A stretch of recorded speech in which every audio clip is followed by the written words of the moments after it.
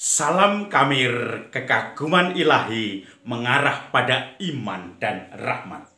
Saudara-saudari yang terkasih, saya panglima perang. Bukan panglima perang, tetapi saya seorang pastor.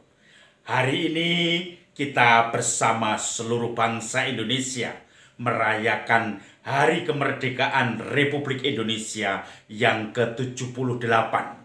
Kita jaga NKRI, kita jaga Pancasila dan Undang-Undang Dasar 45 sebagaimana para pendiri Founding Fathers yang telah mendirikan negara Indonesia dengan dasar Pancasila.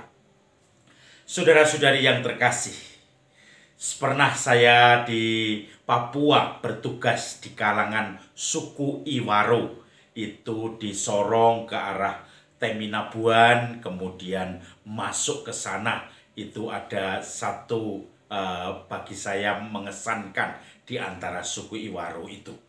Iwaro itu dari kata seruan mereka.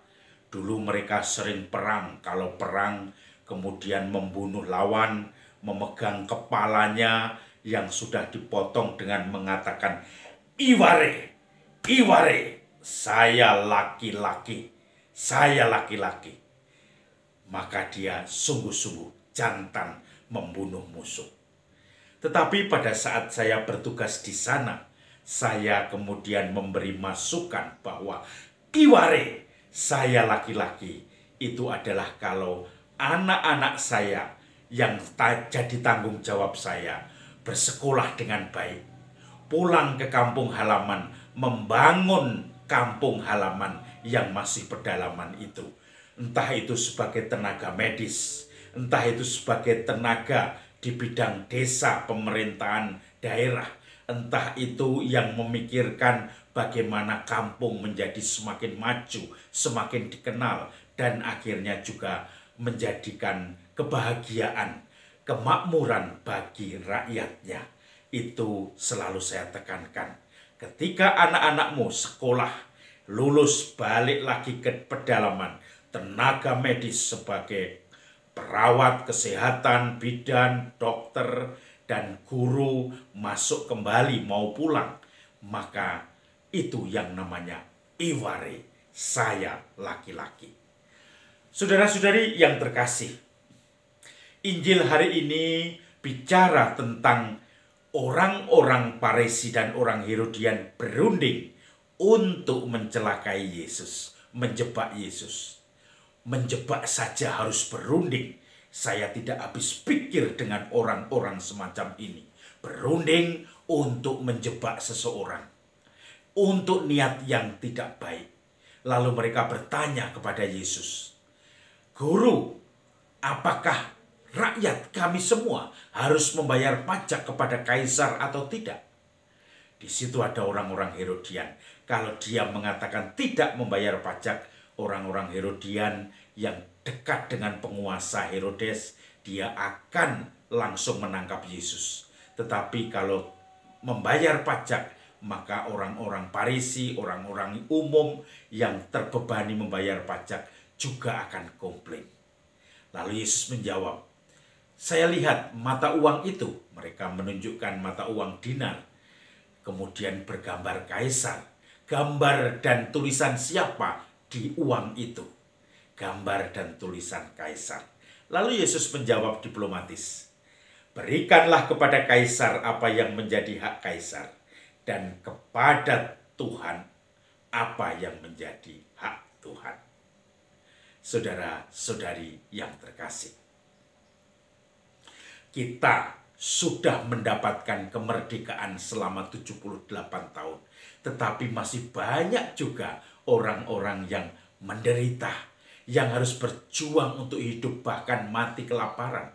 Kita masih mendengar bagaimana anak-anak stunting, kurang gizi, sehingga pertumbuhannya menjadi tidak cepat. Bahkan mungkin kecenderungannya pertumbuhan otaknya lamban, dan akhirnya apa? Kebodohan. Nanti dia akan menderita seumur hidup karena akan kesulitan menyesuaikan diri. Program stunting di mana-mana.